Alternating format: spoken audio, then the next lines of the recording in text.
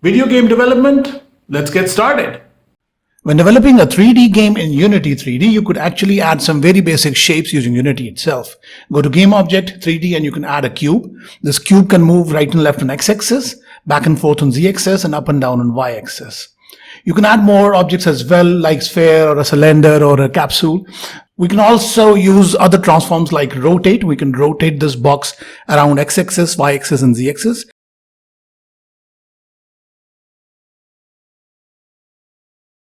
And we can resize this box around 3 axes as well. So this is resizing on x-axis, y-axis, and z-axis.